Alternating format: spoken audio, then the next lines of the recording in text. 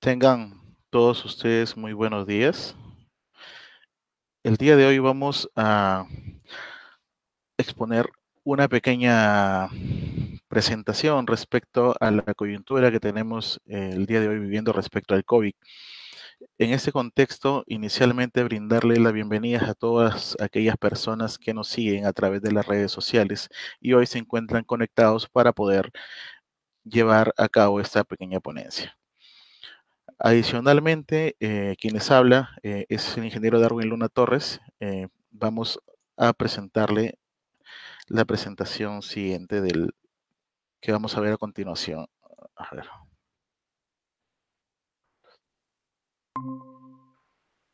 Muy bien, vamos a hablar respecto a la prevención de riesgos laborales y protección frente al COVID-19 en el trabajo. Al respecto, debemos iniciar verificando el marco legal vigente. Ante ello, tenemos que revisar la Ley 29.783, que es la Ley de Seguridad y Salud en el Trabajo. Asimismo, el Decreto Supremo número 05/2012-TR, que aprueba el reglamento de la Ley de Seguridad y Salud en el Trabajo. Adicionalmente, se cuenta con la resolución ministerial 448/2020 MINSA, que deroga en principio la resolución ministerial 239 y aprueba el documento técnico denominado Lineamientos para la vigilancia de la salud de los trabajadores con riesgo de exposición a COVID. Además, deben observarse las normas sectoriales, es decir, debe revisarse no solo estas normas generales, sino que cada sector, de acuerdo a lo que se ha emitido por parte de las entidades competentes, deban cumplirse aquellas disposiciones en materia de seguridad y salud en el trabajo según corresponda. Para ello tenemos que ver qué es lo que nos dice la ley 29783. Ante ello, pues, lo que busca es promover una cultura de prevención de riesgos laborales dentro del país. Para ello, le otorga el deber de prevención al empleador y al Estado le entrega el rol de fiscalización y control. Asimismo, para los trabajadores les precisa que deban participar no solamente los trabajadores, sino también las organizaciones sindicales. Muy bien, eh, tenemos que el día de hoy ya contamos con un nuevo riesgo asociado a las actividades del trabajador. En este caso estamos hablando del SARS-CoV-2 o COVID-19, que es, en ese caso, nos hacemos la pregunta, la mayoría de empresarios, de empleadores, de trabajadores, ¿cómo hago para poderlo combatir? En este caso, buscamos la forma idónea para poder protegernos y no contagiarnos de este virus, esta enfermedad, ¿no?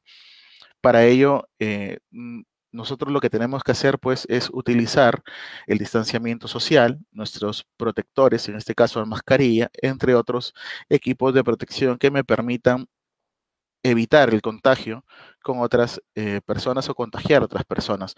Para ello, es fundamental precisar que ningún lugar de trabajo o ningún lugar es una isla, pues hay que considerar que en nuestro entorno social nos podemos contagiar. En el lugar de trabajo nos podemos contagiar.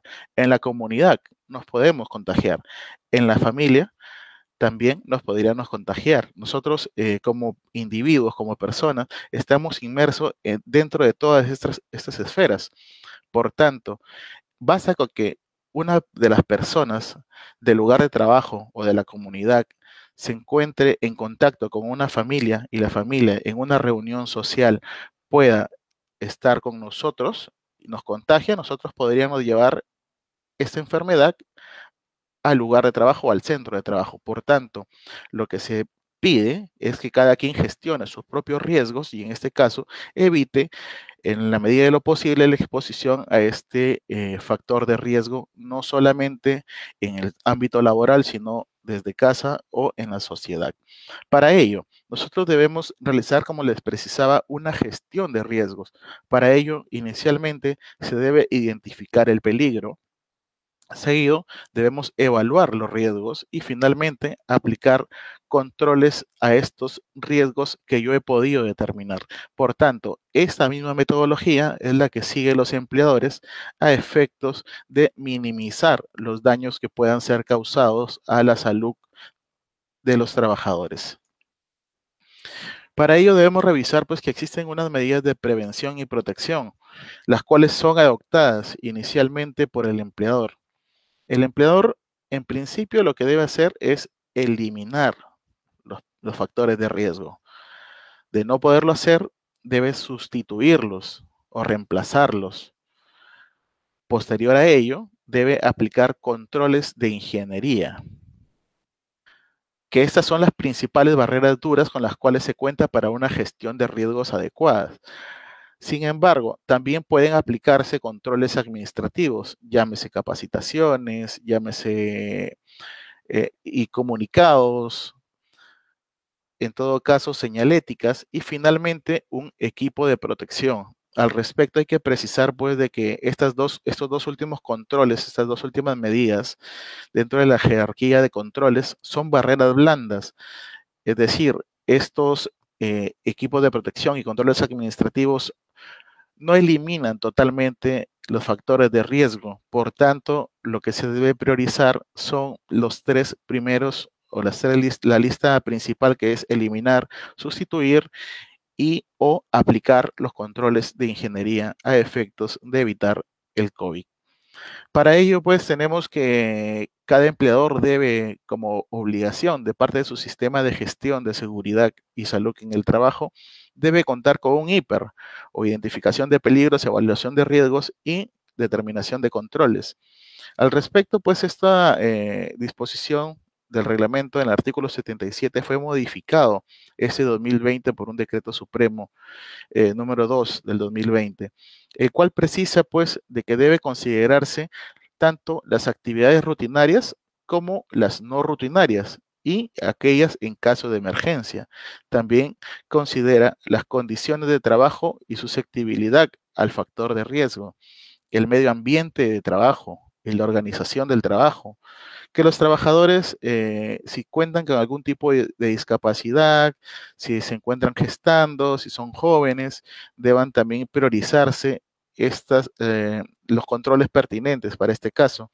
Los resultados de las evaluaciones de los factores de riesgo, es decir, aquellos monitoreos que se han realizado con antelación o que vienen de un proceso de auditoría, también deben ser considerados dentro del IPER a efectos de contar con una herramienta un poco más dura, más rígida y poder controlar los factores de riesgos. Asimismo, también debe considerar la investigación de accidentes de trabajo y enfermedades profesionales.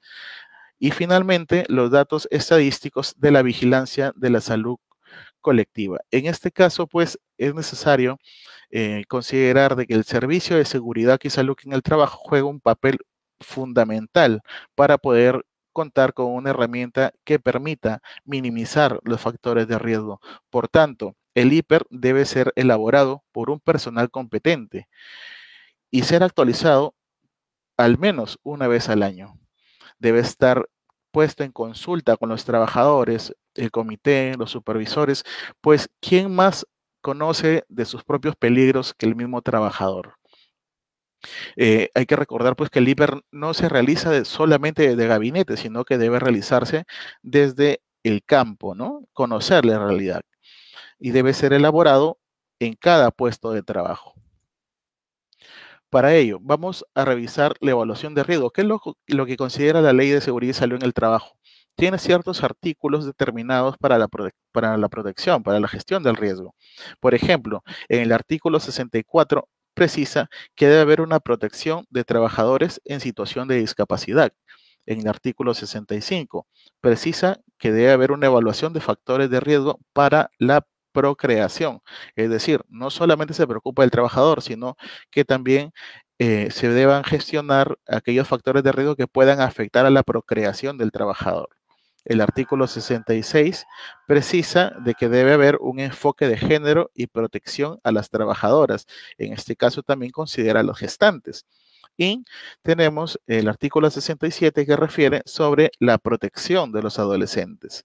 En este caso deben aplicarse medidas de control que deban aplicarse considerando, en este caso, la gestión de riesgo para poder minimizar o para poder gestionar adecuadamente los riesgos y evitar tanto los accidentes de trabajo, enfermedades ocupacionales y también el COVID-19.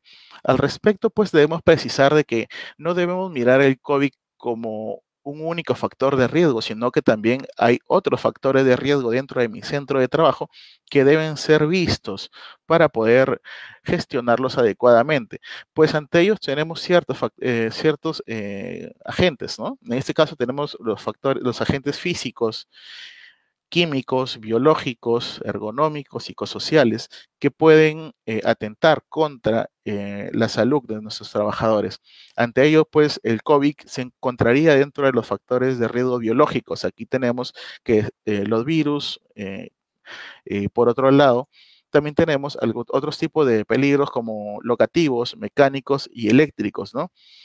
Todos estos factores de riesgo deben ser determinados, deben ser identificados por el empleador a efectos de contar con un hiper adecuado, pues como le había precisado con antelación, inicialmente todo empleador que tiene la obligación de elaborar su hiper o hiper C tiene que realizar inicialmente la identificación de peligros. Posteriormente debe evaluar los riesgos y finalmente determinar los controles. ¿Qué tipo de controles voy a aplicar para ese peligro identificado y que he evaluado que es potencial o es altamente potencial que pueda generar algún daño, algún perjuicio a mi trabajador? Ante ello tengo que aplicar una jerarquía de controles. Yo decido eliminar, sustituir ese factor de riesgo, aplicar un control de ingeniería a efectos de minimizarlo, o un control administrativo como una señalética, una advertencia, capacitaciones, procedimientos escritos de trabajo, de repente informes, algún tipo de series administrativas que permitan minimizar los riesgos y finalmente los equipos de protección personal.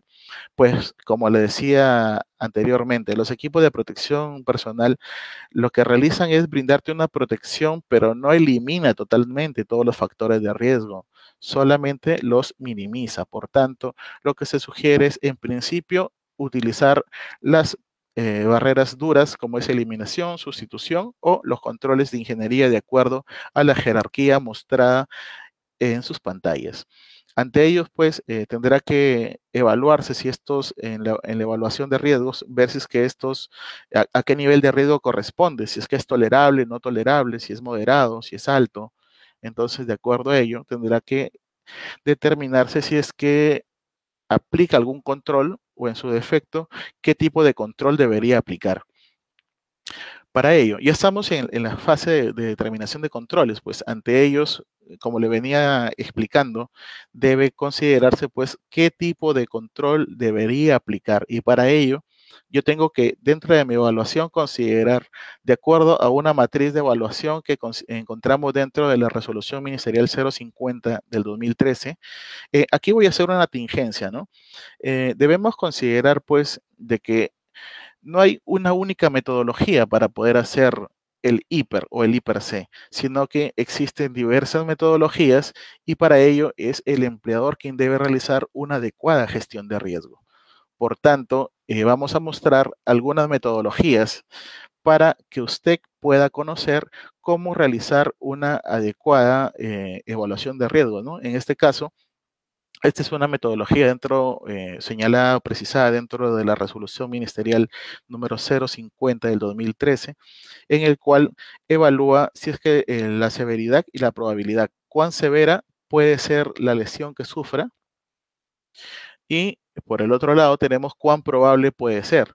Entonces, si nosotros situamos algún evento, vamos a realizar un trabajo en altura, ¿cuál es la probabilidad de que pueda caerme realizando el trabajo en altura? Entonces tengo que revisar si la probabilidad es escasa, existe baja probabilidad, si puede suceder, o si es probable o es muy probable. Y si me caigo, ¿cuán severo va a ser el daño? Si es mínimo, si es moderado, leve, si es moderado alto, si es mayor o si es catastrófico.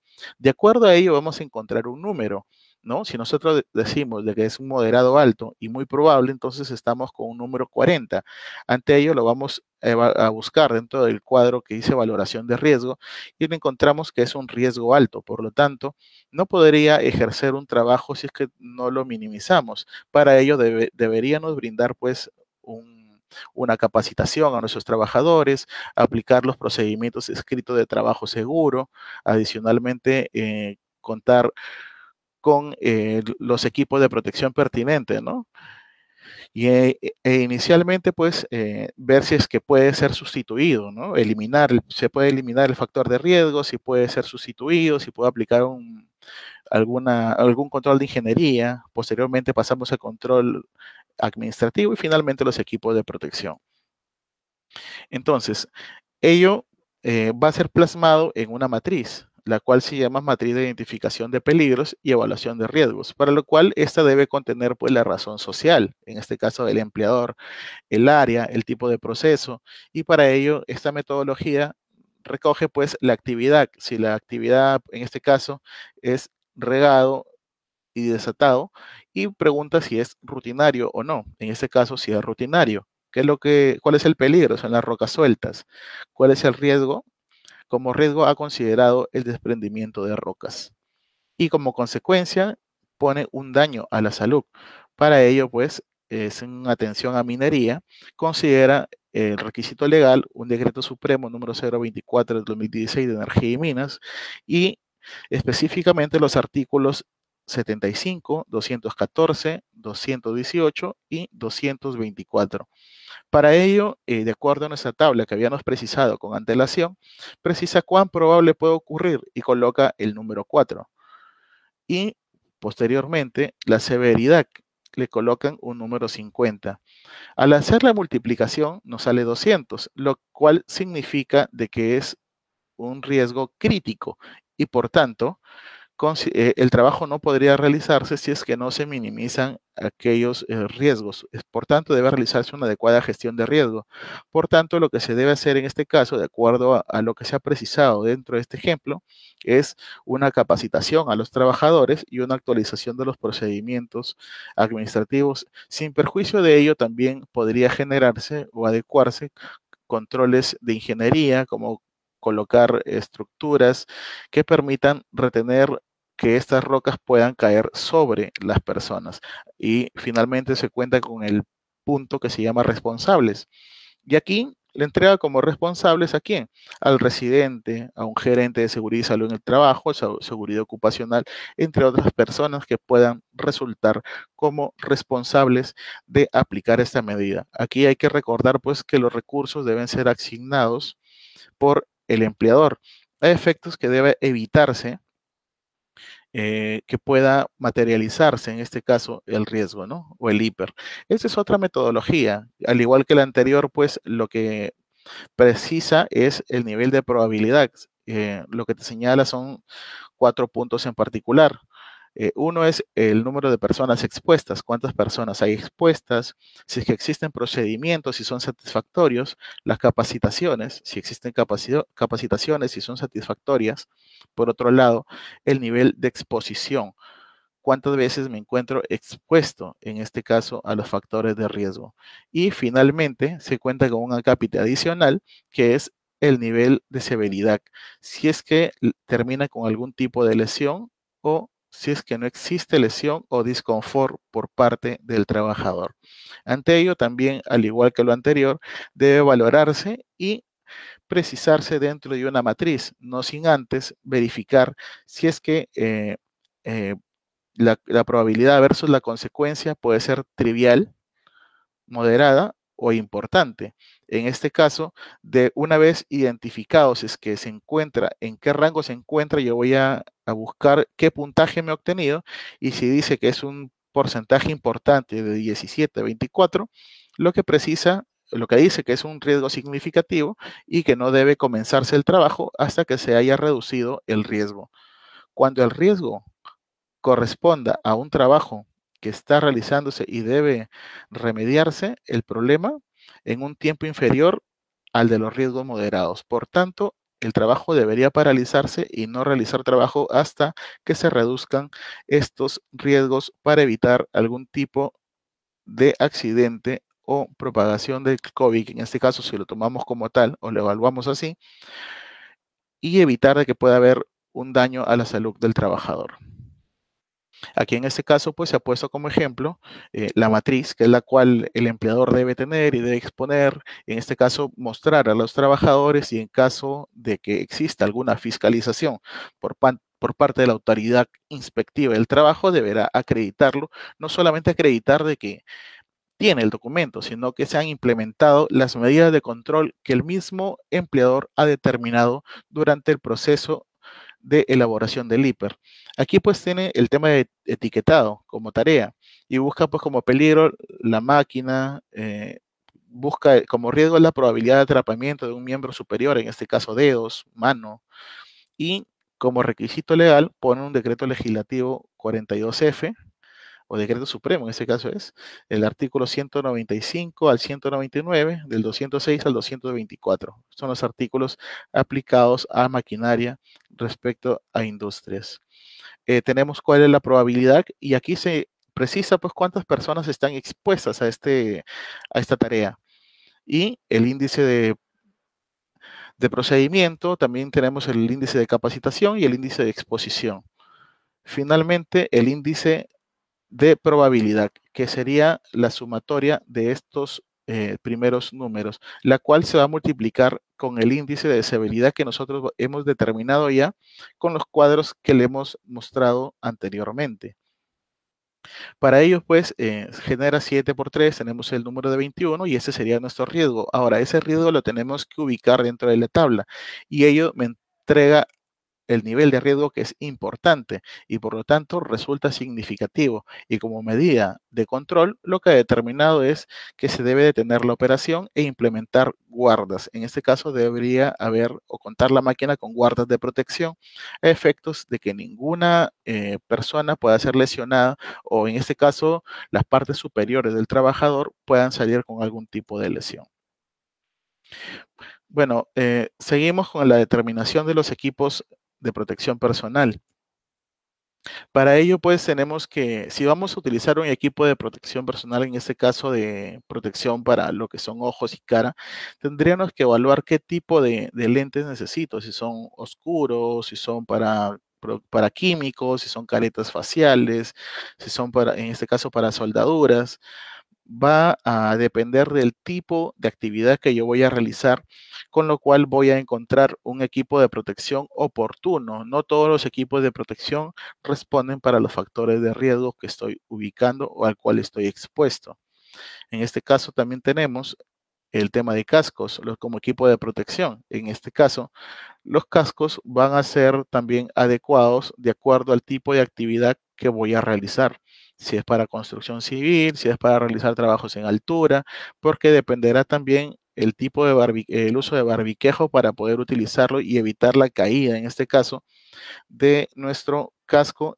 Y aquí tenemos la mayoría de trabajadores, pues lo que realiza o como práctica que tiene es retirarse el casco porque el casco le molesta, porque le dificulta, porque le incomoda, porque no está acostumbrado y pueda de que caiga algún objeto pesado sobre su cabeza y pueda terminar con un accidente mortal.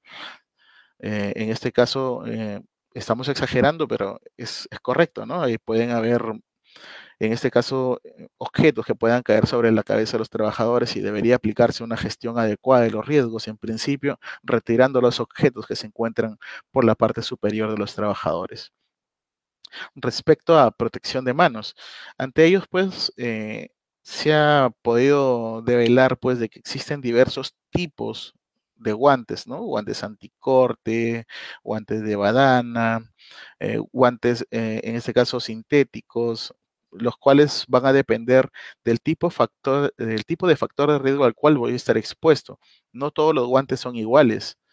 Por lo tanto, debe, en este caso, como lo precisaba al inicio, debe acogerse un equipo de protección que sea oportuno al factor de riesgo al cual estoy exponiéndome. Tenemos también el tema de protección de pies. Aquí tenemos pues calzados con punta de acero, con punta de baquelita o dieléctricos, en ese caso calzado de Geve para evitar el deslizamiento de pisos resbalosos, y equipo de protección como botas para productos químicos, entre otros tipos de equipos de protección que pueda tener para que pueda poner a salvo, en este caso, mis miembros inferiores, como en este caso son los dedos de los pies o los propios pies, ¿no? Y es importante realizar una adecuada selección, en este caso, de los equipos de protección aquí. También tenemos protección respiratoria, ¿no? Que pueden ser mascarillas, o en este caso, algunos que tengan con cartucho, que puedan, de acuerdo al tipo de producto químico de repente que voy a utilizar, ¿no? En este caso son caretas que puedan proteger frente a vapores orgánicos. Es necesario aquí también identificar, por ejemplo, respecto al COVID-19, aquí corresponde mínimamente utilizar una mascarilla quirúrgica o en este caso para el personal que se encuentra con alta exposición, el N95, entre otros. Vamos a abordar, ya que hemos visto la parte general, en este caso de la gestión de riesgo, ahora vamos a ver cuáles son las principales medidas que se debería implementar o que todo empleador debería implementar frente al COVID-19. Para ello, pues, hay que reconocer o hay que recordar que se necesita, en principio, utilizar nuestros equipos de protección que ya están señalados o señalizados, que son mascarilla, los guantes según corresponde al tipo de actividad que realice, unos lentes, protector facial, entre otros, que sean necesarios de acuerdo al factor de riesgo que estoy expuesto. Para ello, pues, hay que evitar compartir cualquier tipo de artículo personal con otra persona, tales como cubiertos, platos, vasos, botellas, inclusive tomar de una misma botella algún líquido, ¿no? Mantener los ambientes ventilados, usar equipos de protección personal como mascarillas u otros según los riesgos que se ha podido determinar dentro del ámbito de labores. Bueno, para el correcto uso de mascarillas lo que se recomienda es en principio que se deba lavar las manos con agua y jabón, tal como se ha precisado ya o como se evidencia en la imagen número 1, utilizar una mascarilla, un protector, en este caso respiratorio, que no se encuentre roto, rasgado, o que no se encuentre, o que ya haya sido utilizado por otra persona, ¿no? Que deba ubicarse la tira metálica en la parte superior para la nariz y colocarse las cintas a lo largo de las orejas, la parte posterior, ¿no? Ahora, seguidamente debe la parte metálica que cuenta en la parte de la nariz debe acondicionarse a la parte de la nariz. Es decir, debe describir aquella forma de, eh, de que tiene mi nariz para que pueda brindarme una protección mayor. Una vez que termine de utilizar esta mascarilla, no tengo que cogerla de la parte celeste o la parte blanca que tiene la parte, en ese caso el protector, sino que debo sacarlo de uno de las asas, en ese caso una de las ligas del costado y desecharlo, evitando el contacto directamente. Asimismo, también hay que tener un tema de lavado de manos o desinfección de las manos para evitar el contagio a través de la saliva o a través de haber tocado objetos que hayan tenido contacto con algún tipo de esputo o saliva de otro trabajador que pueda haber estado en contacto o contaminado, ¿no? También tenemos como medida el evitar en este caso, el contacto directo con un trabajador, ¿no? Lo que se busca es que se da brindar un distanciamiento social oportuno. ¿Por qué? Porque a través de ello voy a evitar de que las partículas o las gotículas puedan ser trasladadas y que lleguen a mis ojos, que lleguen a mi nariz o que pueda llegar a mi boca, ¿no? Eh, Acá se pone un pequeño comentario donde sí se recuerde que se puede portar el virus sin presentar síntomas. mantenga su distancia, ¿no? Hay que recordar que existen trabajadores que son asintomáticos y algunos trabajadores, o en este caso personas que son sintomáticas, y para ello, pues, la resolución ministerial 448 ha precisado que si hay una persona sintomática y que ha sido determinado por una prueba serológica, corresponderá 7 días de un descanso médico, de un aislamiento social, y posteriormente podría reincorporarse a trabajar sin considerar una prueba adicional. Si ha sido detectado con una prueba molecular, corresponderá a un descanso médico de 14 días y después de esos 14 días, sin prueba en contrario, podrá regresar. Ahora, si la persona es sintomática, presenta síntomas y ha sido detectado en este caso, se le brindarán 14 días de descanso médico y una vez que salga de este cuadro, mínimamente tiene que permanecer 3 días como asintomático. ¿Para qué? Para que pueda regresar. Ahora, en este caso, en todos los casos, es el médico ocupacional o quien se encarga de la salud de los trabajadores quien deba realizar la gestión del regreso de manera oportuna, a efectos de evitar el contagio de más trabajadores. Tenemos también el tema de lo que son la protección, en este caso la higiene respiratoria. No ha ocurrido que muchas personas cuando estamos en la calle, las personas directamente estornudan y no tienen ninguna protección. Pues en este caso lo que se busca es de que el trabajador o la persona de a pie asuma o se sensibilice a efectos de que deba cubrirse la boca y nariz con la parte interior del codo, ¿no? Con el pliegue del codo, o con un pañuelo descartable, el cual tiene que desechar posteriormente en un lugar adecuado, no debemos dejarlo en cualquier lado. Por tanto, lo que se busca es evitar que estas partículas, en este caso de saliva que podría estar contaminada, puedan llegar hacia otras personas y pueda dispersarse el virus. ¿Qué otras medidas tenemos? Ya lo había precisado anteriormente, ¿no? Lo que se busca es de que las personas inicialmente o se establezca de manera obligatoria, pues tal como está en los 7 lineamientos de la resolución ministerial 448, el tema de lavarse las manos, lavado y desinfección de manos. Para ello, debe lavarse de manera frecuente con agua y jabón, mínimamente durante 20 segundos. Asimismo, que se pueda desinfectar sus manos con alcohol gel o líquido. Y hay que evitar en todo momento, pues, tocarnos ojos, nariz o boca con las manos sin habernos lavado. Otro punto importante para poder brindar sensibilización a los trabajadores sería la señalización. En este caso, tener un espacio señalizado donde le haga recordar al trabajador que constantemente debe lavarse las manos. Ahora, la frecuencia debe ser establecida dentro de nuestro plan para la prevención del COVID, lo cual está elaborado, debe ser elaborado por el Servicio de Seguridad y Salud en el Trabajo.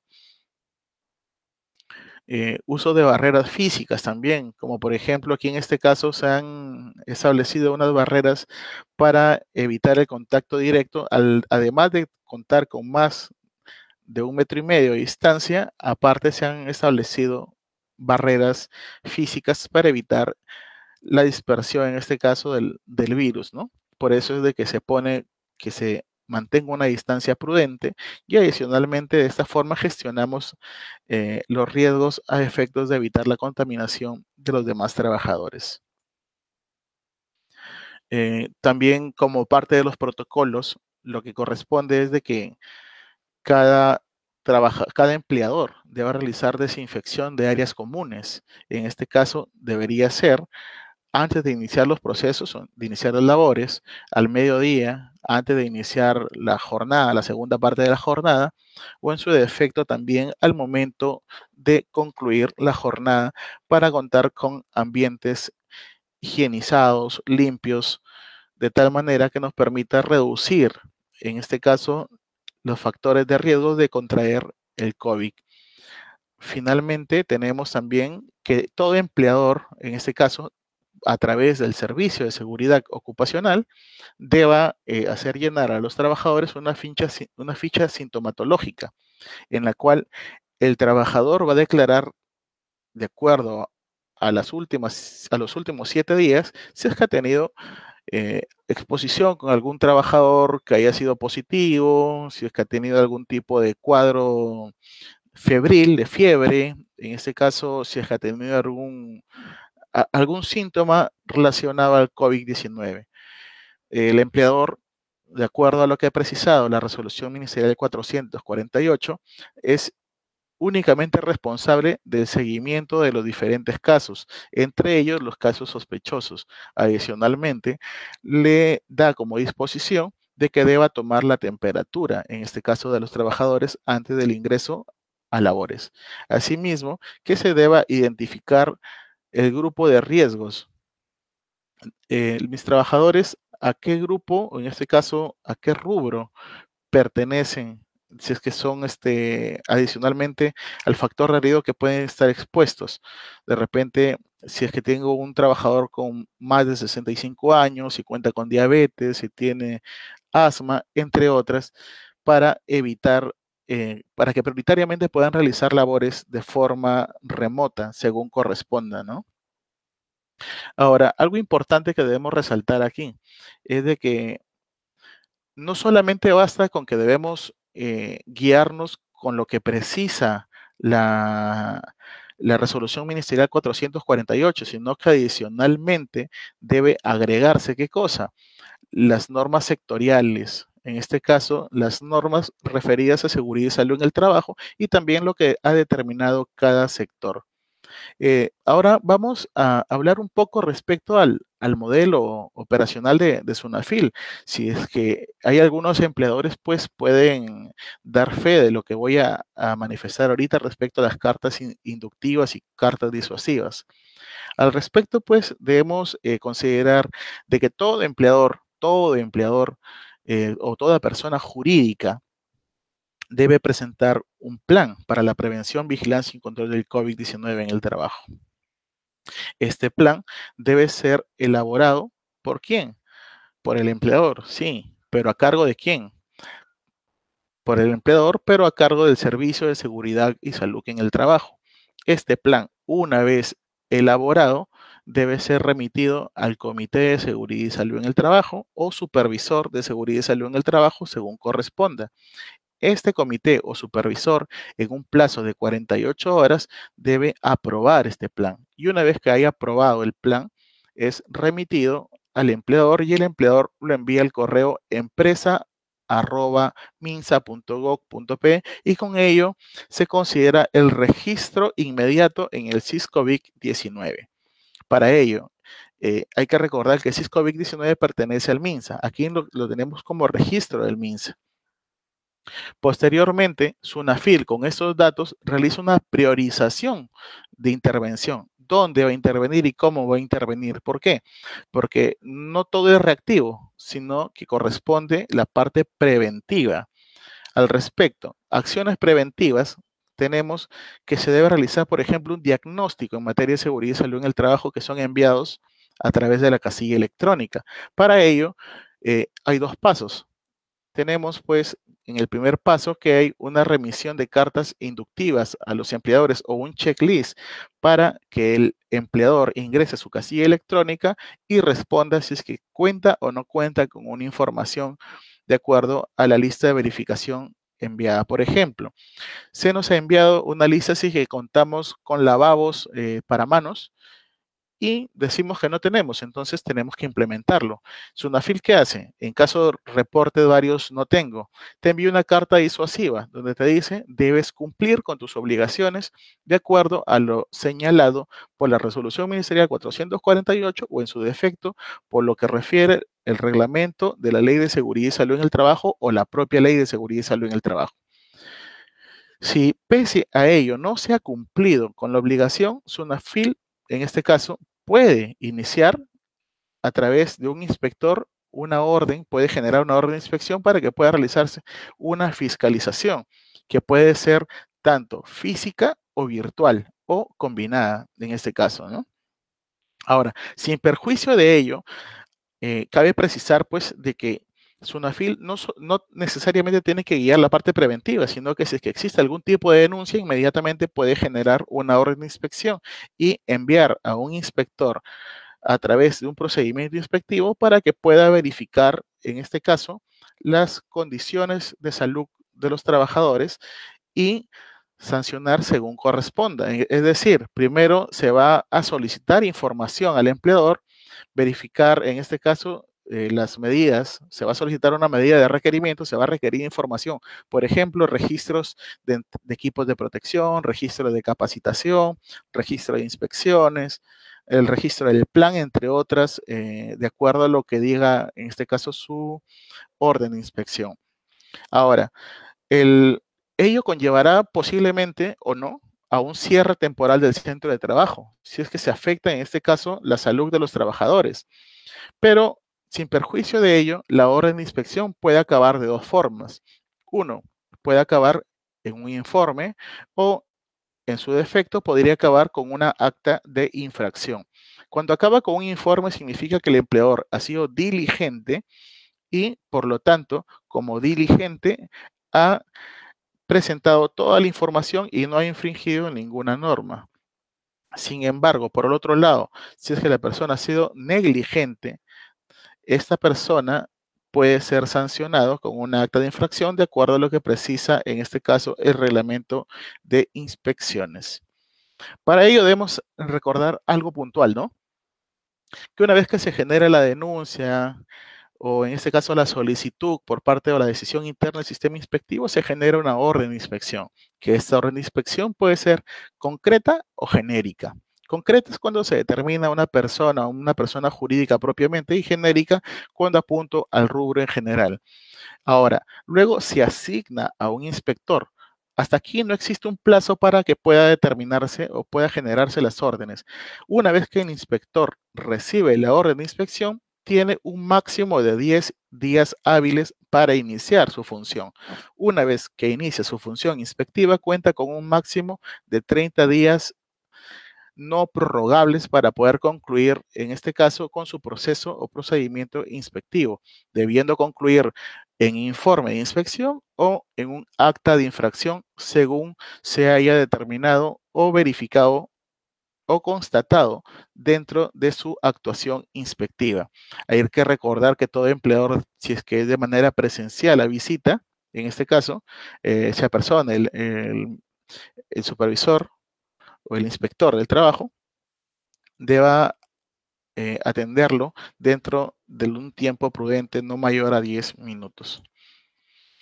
Ahora, debemos recordar también cuál es la estructura, qué es lo que se verifica dentro del plan de vigilancia.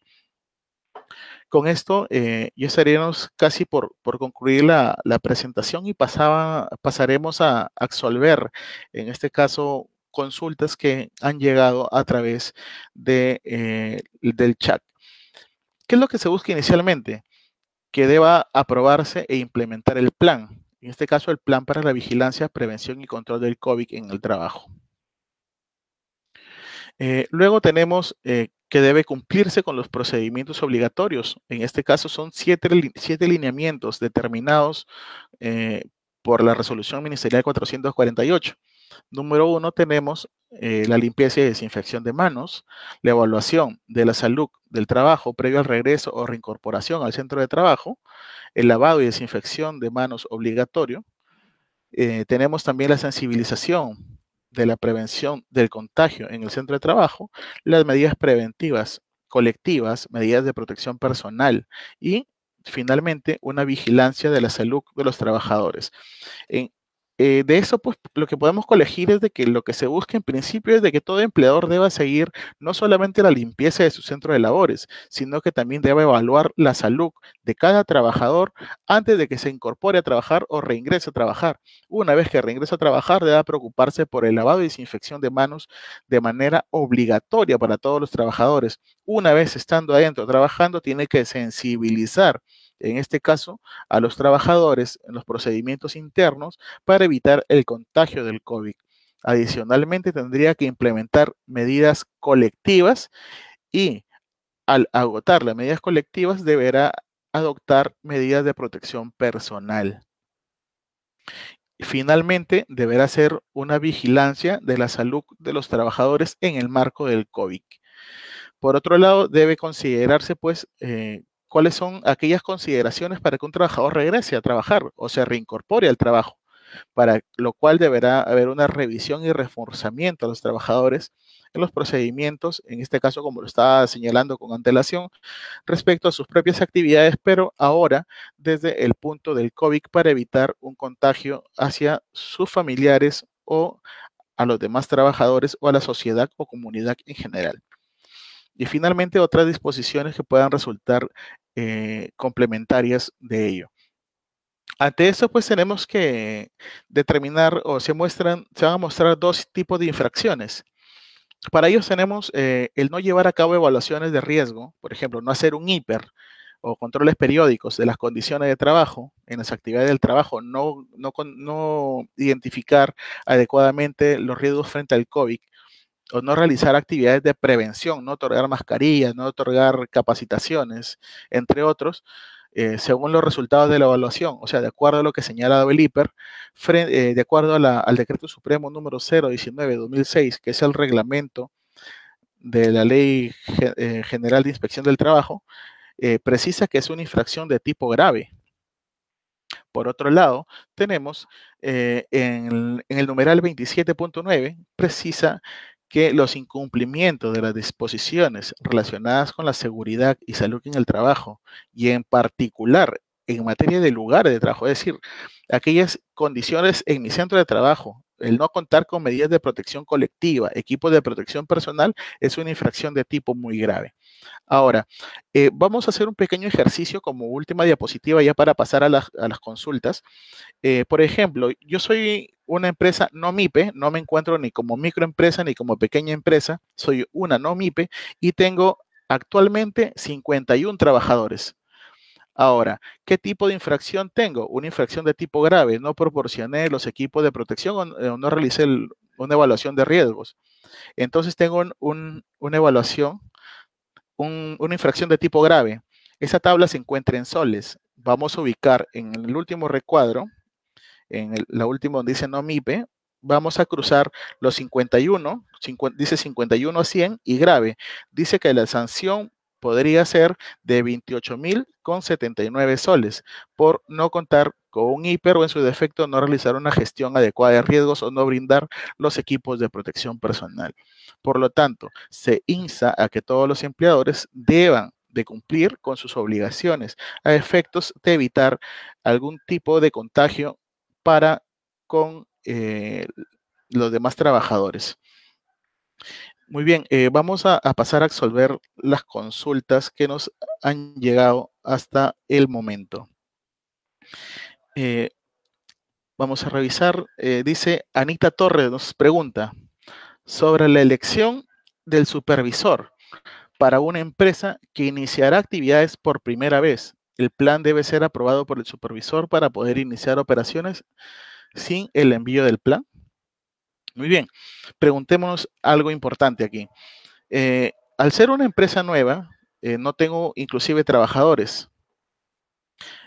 Lo que se debe hacer en este caso es, una vez que tenga mis trabajadores, hay que recordar aquí algo importante. Todo empleador que tenga menos de 20 trabajadores debe elegir un supervisor de seguridad y salud en el trabajo. Si tiene de 20 a más trabajadores, corresponde un comité de seguridad y salud en el trabajo. Debe elegirse inicialmente, primero se contrata a los trabajadores, contando con los trabajadores, se elige un supervisor de seguridad a través de un proceso de elección.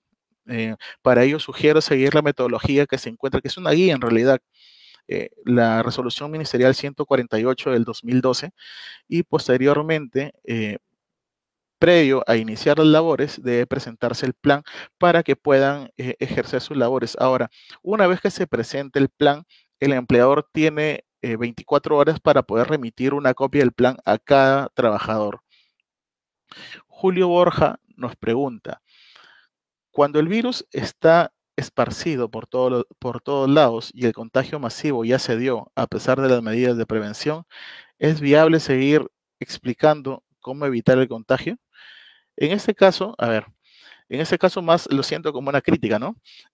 Si es cierto que lo que tenemos que hacer actualmente es realizar un control, las medidas preventivas. Hay que recordar, pues, que en la actualidad, si es cierto que es una pandemia, es a nivel mundial, debemos aplicar medidas de prevención considerando que hay trabajadores que aún no han sido contagiados con el COVID. Inclusive existen personas que pueden volver a contagiarse a pesar de ya haber tenido el COVID. Por lo tanto, siempre debe aplicarse medidas preventivas para evitar el contagio frente al COVID. Y no solamente considerar al COVID como un factor de riesgo, sino que en la parte laboral contamos con diversos factores que los cuales pueden conllevar a la muerte de un trabajador y por tanto se sugiere que deba evaluarse de manera integral todos los factores de riesgo, no solamente el COVID. Israel David nos pregunta, si un trabajador se contagió con COVID laborando, ¿hay alguna indemnización? Bueno, en este caso la norma no ha dispuesto ningún tipo de indemnización. Eh, aquí les preciso algo importante, ¿no? SUNAFIL no se encarga de generar normas. El órgano que se encarga de emitir normas, en este caso es el Ministerio de Trabajo, o en su defecto, el Congreso de la República, ¿no? O en su defecto, los ministerios que resulten competentes para poder emitir, en este caso, disposiciones normativas. SUNAFIL lo que hace es verificar que las disposiciones o las normas ya emitidas deban cumplirse en materia de su competencia, ¿no? En la parte laboral. Eh, por otro lado, tenemos Mireya Vargas. Antes de pasar acá, eh, hace unos días, bueno, hace un mes y medio, 2 meses, salió una ley que precisa para quienes resulta, en este caso, el COVID como enfermedad profesional. Y no resultaría aplicable para todos los centros, ¿no? Para todas las actividades. Mireya Vargas nos pregunta, si el doctor todavía no me da de alta, y el empleador me pide que reinicie mis actividades. ¿Qué debo hacer? En ese caso no debería reiniciar actividades. Debe coordinar con su empleador y adicionalmente con el médico ocupacional a efectos de que usted deba conservar o la persona afectada deba llevar un aislamiento social oportuno para evitar el contagio, considerando que puede contagiar a otras personas y estaría exponiendo a los demás trabajadores en un proceso de fiscalización y de haberse exigido o coaccionado al trabajador a que regrese.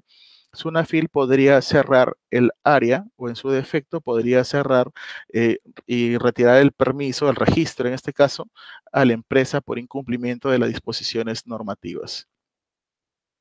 Wendy Condori nos pregunta, ¿en los mercados ellos también deben diseñar sus protocolos? Sí, en este caso también corresponde que los mercados o centros de abastecimiento deben contar con sus protocolos, pero ellos están bajo la supervisión, en este caso, de las municipalidades. Ellos han estipulado o han generado disposiciones normativas específicas para este fin. Richard Pérez nos pregunta, ¿los pintores que utilizan andamios deben usar cascos? Bueno, en este caso, si es que se realiza un trabajo en altura, tiene que, en principio, evaluarse los riesgos. Hay que evaluar qué tipo de riesgo, a qué riesgo estoy expuesto y una vez que identifique a qué tipo, a qué factor de riesgo estoy expuesto, debo utilizar mis equipos de protección. Yo podría utilizar lentes, casco, barbiquejo, entre otros equipos que resulten oportunos de una evaluación previa, ¿no? No es de que a todos los trabajadores vamos a entregar equipos, el mismo equipo de protección para todos, sino que debe realizarse una primera identificación de peligros y una evaluación de riesgos y determinación de los controles de manera oportuna. Evelyn Villegas nos pregunta, ¿se puede utilizar careta a cambio de los lentes de protección a fin de evitar el empañamiento de los lentes? Bueno, corresponderá a ver frente a qué factor de riesgo me encuentro expuesto. De acuerdo al factor de riesgo al cual me encuentre expuesto, yo utilizaré un equipo de protección pertinente. Hay que recordar, pues, lo que se busca es evitar de que haya más contagios o evitar accidentes de trabajo. En este caso, me parece haber visto a través de tutoriales que han sido emitidos por YouTube, por Facebook, el tema del uso de jabón. Empañarlos con jabón, limpiarlos y ahí ya no se empañan las lunas, ¿no? Podría ser recomendable de que pueda buscar esos tips que se encuentran a efectos de que no se empañen sus lunas, ¿no? Tenemos a Yuri Rosas. Pregunta, ¿los trabajadores con hipertensión controlada, con tratamiento menores de 60 años están considerados en el grupo de trabajadores de riesgo? Sí, en este caso habría que revisar la lista. ¿Cuál es la lista que considera a los trabajadores con factores de riesgo? No obstante, hay que considerar de que el médico ocupacional va a tener que determinar si es que esta persona eh, prioritariamente va a pasar un trabajo remoto o necesariamente va a realizar un trabajo de forma presencial. Finalmente, el médico ocupacional, de acuerdo a su expertise, de acuerdo a la información médica del trabajador, deberá determinar qué tipo de trabajo deberá seguir este trabajador, ¿no? Ninosca Marquina nos consulta: si somos una empresa pequeña y no tenemos como requisito tener un médico ocupacional, ¿quién es el responsable de dar de alta? ¿El supervisor de seguridad o es la misma entidad médica que realizó la prueba? En este caso, sin perjuicio de, al ser una empresa pequeña, debe cumplir con el anexo 1 de la resolución ministerial 448. Le invito a que pueda revisar y corresponde pues que deba contar mínimamente con un profesional de la salud, en su defecto eh, con un licenciado en enfermería, pero de acuerdo a lo que precise la tabla del anexo 1. Le sugiero a que deba visitar, de acuerdo al número de trabajadores, adopte a aquella persona que se va a hacer cargo, en este caso, de la parte de salud ocupacional y del seguimiento propiamente frente al COVID. Finalmente, y como última pregunta, tenemos a Miguel Rojas, que precisa: la aplicación de cuarentena para la reincorporación serán de 7 a 14 días.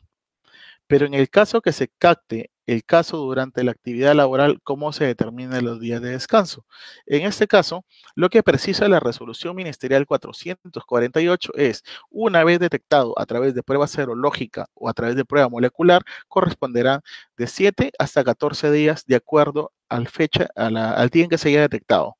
Por lo tanto, también corresponde a la parte médica, la parte de salud ocupacional, que deba seguir o hacer el seguimiento oportuno frente a estos casos. Bien, por mi lado ha sido todo en cuanto he tenido que compartir con ustedes. Les invito a que, si tienen dudas adicionales, puedan ingresar a la página www.sunafil.gov.pe y ubicar Sunafil Responde. A través de ese medio, usted puede realizar las consultas en materia laboral que estime pertinente, ¿no? Muy bien, conmigo será hasta ahorita y muchas gracias. Que tengan un excelente día. Hasta luego.